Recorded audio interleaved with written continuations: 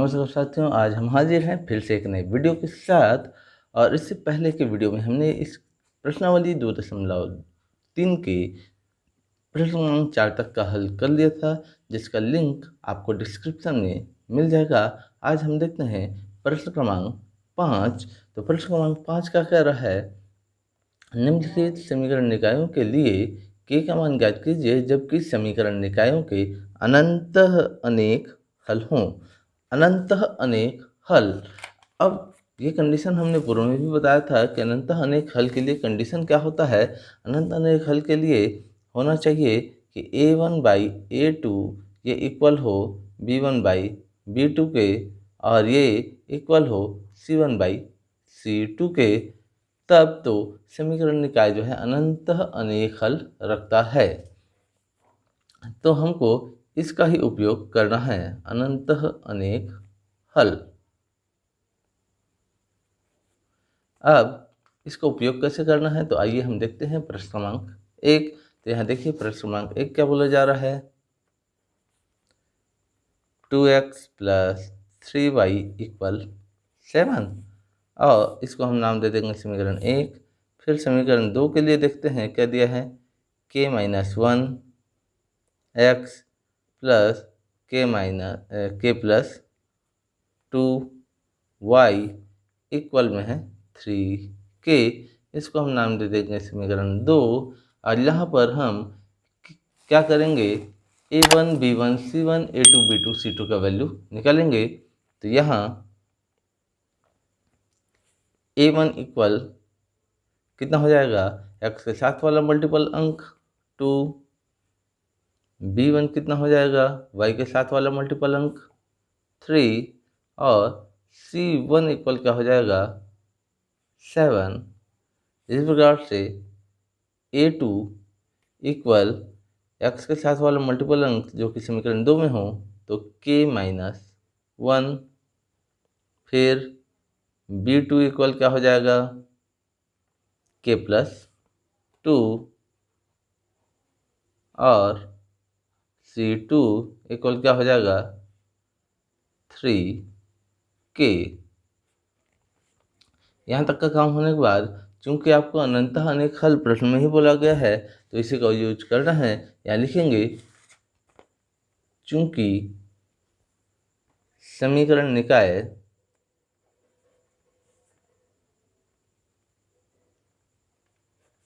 अनंतः अनेक हल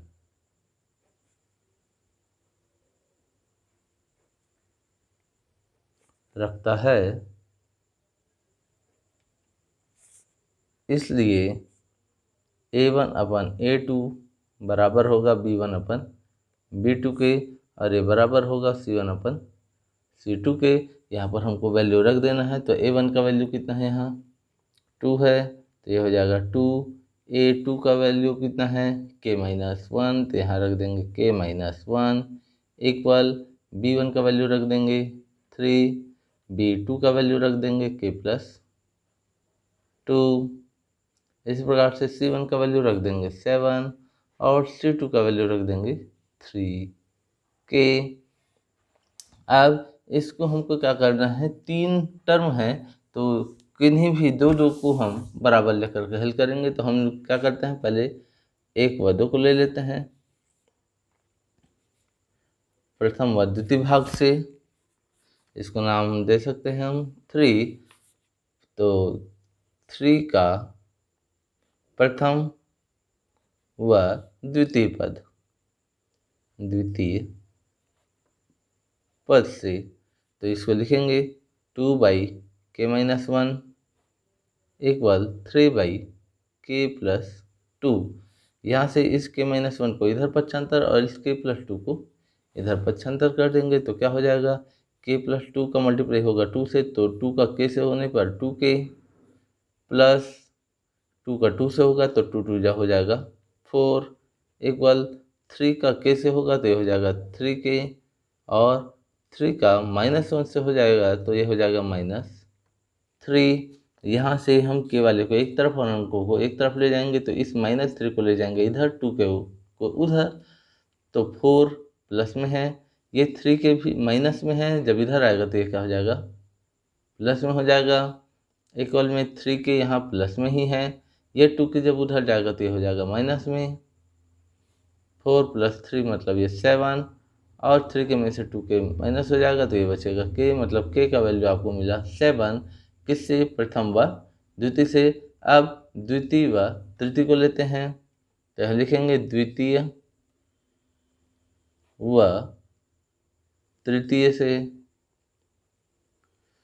तो इसको लिखने के बाद हम इसका दूसरा और तीसरा पद लेंगे, तो दूसरा और तीसरा क्या है? 3/k + 2 = 7/3k। 3k को इस 3 से मल्टीप्लाई करेंगे तो ये हो जाएगा 3 3 जा 9k = 7 का मल्टीप्लाई हो जाएगा k से तो ये हो जाएगा 7k, और 7 का हो जाएगा +2 से तो 7 2 जा 14। 7k को इधर ले जाएंगे तो ये हो जाएगा 9k - 7k इक्वल में 14। 9k में से 7k माइनस हो जाएगा तो ये बचेगा 2k = 14, और k का वैल्यू निकालना है तो k इक्वल क्या हो जाएगा? इस 2 को कर देंगे 75 तो ये हो जाएगा 14/2। इट मीन्स k का वैल्यू मिल गया 7। इसके बाद हम पहला और तीसरा से भी इसको चेक करेंगे, तो फर्स्ट और थर्ड टर्म से, प्रथम व तृतीय से निकालेंगे। तो प्रथम में आपका क्या है? 2/k - 1 है, और तृतीय में क्या है? 7/3k है। 3k को ले जाएंगे इधर तो ये मल्टीप्लाई में हो जाएगा, तो 3 2 जा हो जाएगा 6k इक्वल में 7 का k से हो जाएगा तो 7k - 1 का 7 से होगा तो -7। अब -7 को इधर और 6k को इधर, तो माइनस में है इधर जाने पे हो जाएगा प्लस, और 7k जैसे का तैसा ये 6k उधर जाके माइनस हो जाएगा। तो 7k में से 6k माइनस होने पर ये बचा k, और इधर बचा 7। तो ये कुल मिला के आपको k का वैल्यू जो है क्या मिल गया? 7। तो तीनों तरीके से मिल गया। आपको क्वेश्चन जब एग्जाम में आएगा तो तीन में से कोई भी एक को लेकर के आप इसको हल कर सकते हैं। इसके बाद हम इसका देखते हैं दूसरा पॉइंट। तो दूसरा पॉइंट हमारा क्वेश्चन देखेंगे क्या बोला जा रहा है। kx - 2y, यहाँ लिख लेंगे kx - 2y - 4 = 0, और 5x - 3y + 6 = 0। अब हम यहीं पर से ही तुलना कर सकते हैं। इसको नाम दे देंगे सबसे पहले समीकरण 1 और समीकरण 2। तो यहाँ a1 इक्वल क्या हो जाएगा? k, b1 इक्वल क्या हो जाएगा? -2, और c1 इक्वल क्या हो जाएगा? -4। a2 इक्वल क्या हो जाएगा? 5, b2 इक्वल क्या हो जाएगा? -3, c2 इक्वल क्या हो जाएगा? 6। फिर यहाँ पर अनंत अनेक हल है, तो अनंत अनेक चूंकि करके लिख सकते हैं। समीकरण निकाय के अनंत अनेक हल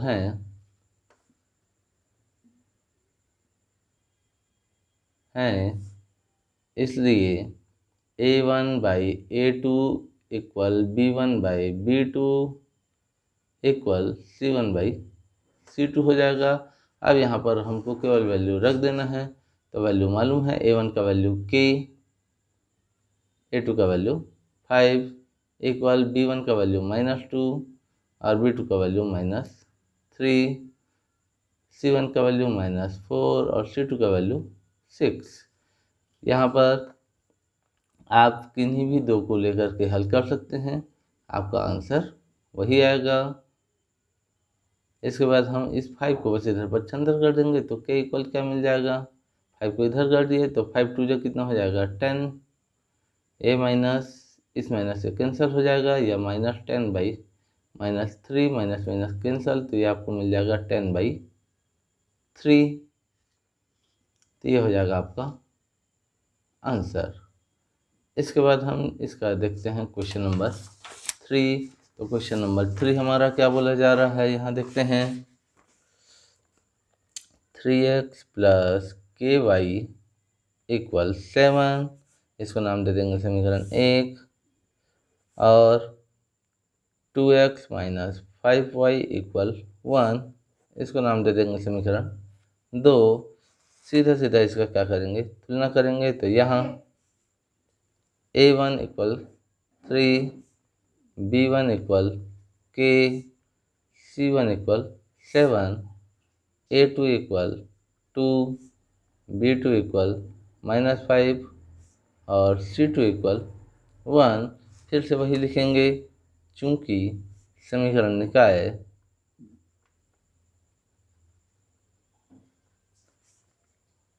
के अनंतः अनेक हल हैं,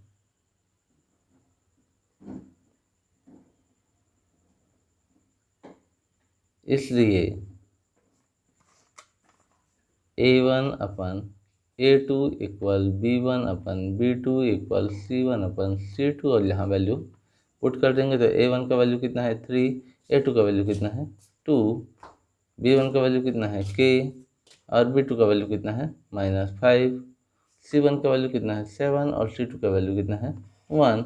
यहाँ से हमको k का वैल्यू फाइंड करना है, तो हम पहला और दूसरा को ले सकते हैं या दूसरा और तीसरा को। तो यदि इस 5 को इधर ट्रांसफ़र करेंगे तो 5 का इस 3 से मल्टीप्लाई हो जाएगा, बाई में 2 जैसे करता सा। तो ये क्या हो जाएगा 3/2 इक्वल k/-5।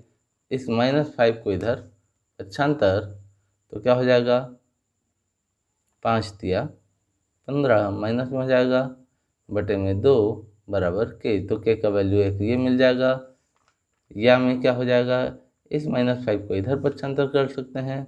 तो k इक्वल क्या हो जाएगा -5 का 7 से मल्टीप्लाई हो जाएगा। तो यहाँ पर से k/-5 इक्वल 7/1। तो -5 को इधर ले जाएंगे तो ये आपका हो जाएगा 5 सत्ते 35, तो -35/1। तो नीचे में 1 का वैल्यू नहीं होता है, तो इस प्रकार से हमको k के 2 आंसर मिल जाएंगे। यही हमारा होगा आंसर। इसके बाद हम देखते हैं प्रश्न क्रमांक 4 को इसी का। तो इसका जो चौथा भाग है वो क्या बोल रहा है वो देखते हैं। 4x - 6y equal k, 4x - 6y equal k, इसको नाम दे देंगे समीकरण 1। और 2x - 3y इक्वल 12, इसको नाम दे देंगे 2। फिर यहाँ पर तुलना करना है, तो यहाँ a1 इक्वल मिल जाएगा 4, b1 इक्वल मिल जाएगा -6 और c1 इक्वल मिल जाएगा k, a2 इक्वल हो जाएगा 2, b2 इक्वल हो जाएगा -3 और c2 इक्वल हो जाएगा 12। फिर चूंकि समीकरण निकाय के अनंत अनेक हल हैं, समीकरण निकाय के अनंतः अनेक हल हैं,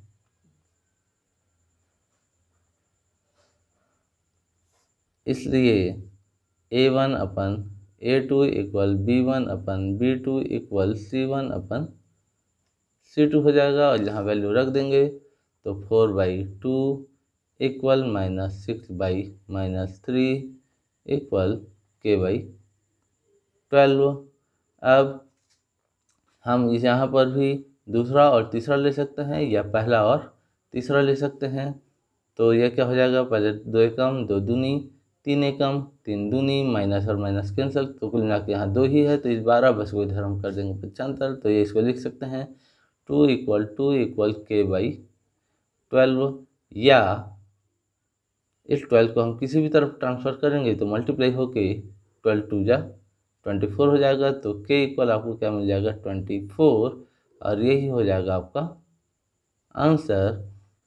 तो यहाँ ख़त्म होता है हमारा क्वेश्चन नंबर 5। इसके बाद हम देखते हैं क्वेश्चन नंबर 6। तो क्वेश्चन नंबर 6 क्या कर रहा है ये देखते हैं।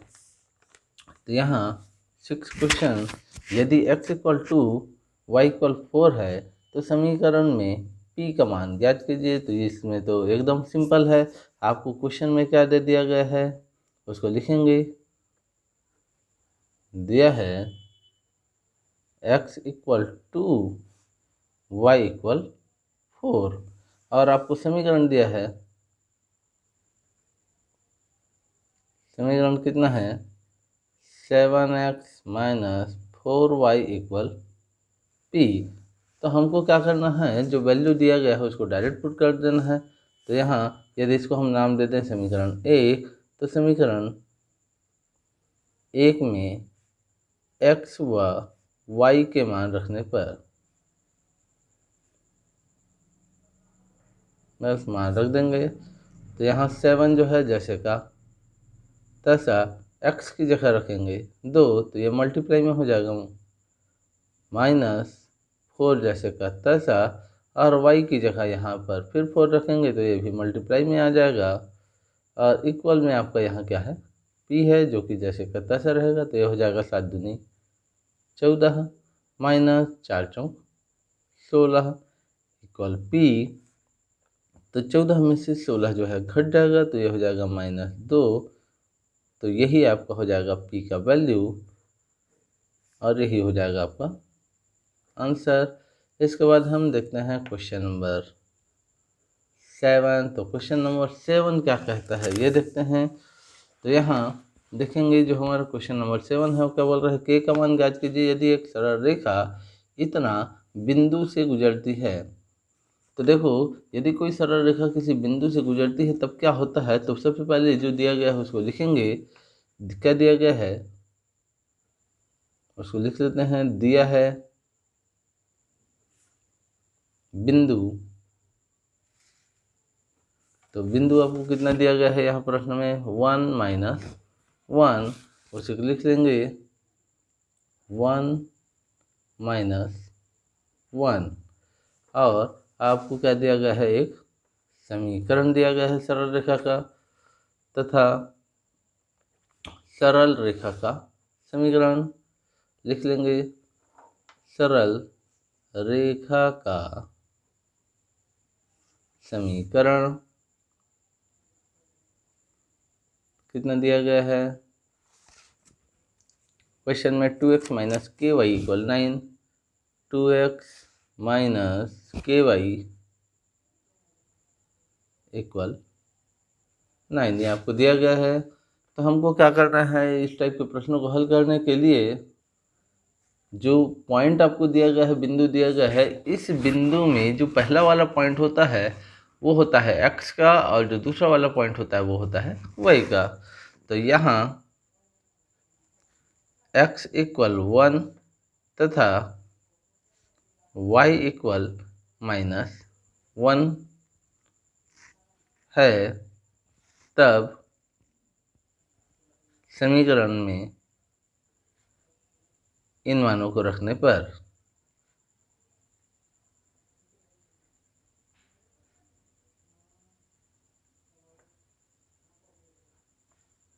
तो मान रख देंगे। तो यहाँ 2 जो है जैसे का तैसा, यहाँ x है तो x की जगह क्या रख देंगे 1, तो 2 × 1 हो जाएगा, माइनस यहाँ हो जाएगा k जैसे का तैसा। यहाँ y है, y की जगह आपको कितना है -1, तो यहाँ मल्टीप्लाई में -1 हो जाएगा।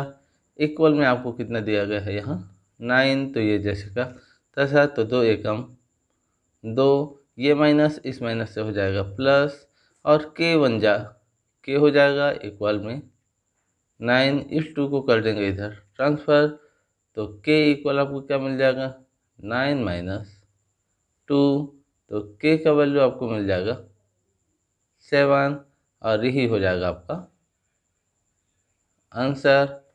इसके बाद हम देखते हैं इस प्रश्नावली का लास्ट क्वेश्चन, क्वेश्चन नंबर 8। तो क्वेश्चन नंबर 8 क्या कर रहा है, जांचिए कि निम्नलिखित समीकरण निकाय अद्वितीय हल रखता है या कोई हल नहीं रखता, अथवा अनंततः अनेक हल रखता है। यदि अद्वितीय हल रखता हो तब चरों के मान ज्ञात कीजिए। तो सबसे पहले हम प्रश्न को लिख लेते हैं। तो यहाँ प्रश्न आपको क्या दिया गया है, 4x - 7y, 4x - 7y equal 18, और 2x प्लस वाई इक्वल 4। इसको नाम दे देंगे समीकरण 1 और इसको नाम दे देंगे समीकरण 2। इसके बाद यहाँ पर हम तुलना कर लेंगे क्योंकि हमको चेक करना है। तो यहाँ हम a1, b1, c1, a2, b2, c2 का वैल्यू निकाल लेते हैं। तो a1 का वैल्यू 4, a1 इक्वल कितना हो जाएगा 4, b1 इक्वल कितना हो जाएगा -7 और c1 इक्वल कितना हो जाएगा 18। वैसे ही a2 का वैल्यू कितना हो जाएगा 2, b2 का वैल्यू कितना हो जाएगा 1 और c2 का वैल्यू कितना हो जाएगा 4। अब अद्वितीय हल के लिए चेक कर लेंगे।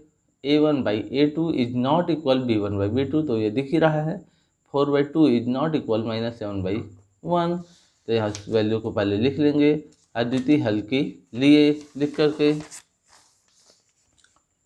तो यहाँ लिखेंगे अद्वितीय हल के लिए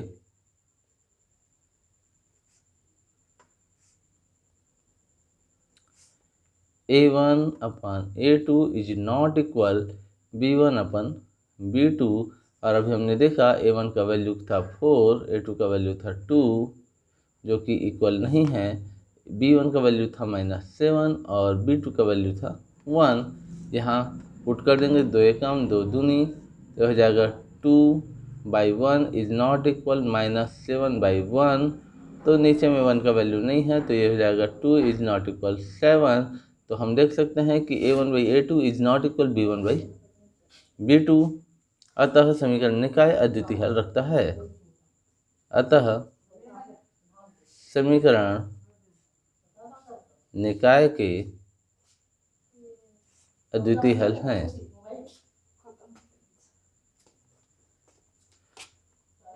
अब चूंकि समीकरण निकाय के अद्वितीय हल हैं, तो इसको हम विलोपन, प्रतिस्थापन या वज्र गुणनखंड विधि की सहायता से हल कर सकते हैं। तो सबसे पहले इसके लिए पुनः हम समीकरण को लिख लेंगे।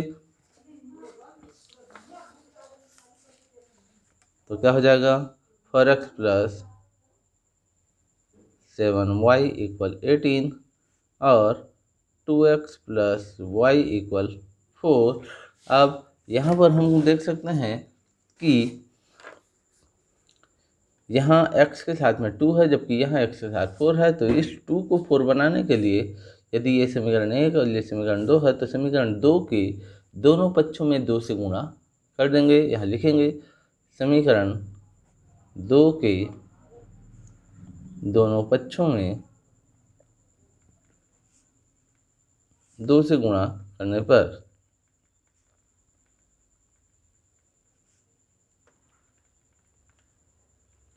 तो क्या हो जाएगा, सबसे पहले 2 से गुणा करेंगे तो ये हो जाएगा 2 दूनी 4x, ये हो जाएगा कितना 2y और ये कितना हो जाएगा 8। अब इसको नाम दे देंगे हम समीकरण 3। अब समीकरण 1 से समीकरण 3 को घटाने पर यहाँ लिख देंगे समीकरण 1 से समीकरण 3 को घटाने पर। तो घटा देंगे, समीकरण 1 को पहले लिखेंगे 4x प्लस 7y इक्वल 18 और उसके बाद समीकरण 3 को लिखेंगे 4x प्लस 2y इक्वल 8 और इसको हम घटा देंगे तो ये हो जाएगा माइनस, ये भी हो जाएगा माइनस और ये भी हो जाएगा माइनस। 4x ये 0, 7y में से 2y माइनस हो जाएगा तो यहाँ बचेगा प्लस में 5y। इस प्रकार से 18 में से ये 8 माइनस हो जाएगा तो इक्वल में बचेगा 10। अब y का वैल्यू चाहिए तो इस 5 को इधर ट्रांसफ़र कर देंगे तो y इक्वल हमको क्या मिल जाएगा 10/5 डिवाइड होगा तो 5 1 जा 5 2 जा, तो y का वैल्यू आपको मिल गया 2। अब इस वैल्यू को हम रख देते हैं समीकरण 2 में। तो समीकरण 2 में रख देते हैं, यहाँ लिखेंगे समीकरण 2 में y का मान रखने पर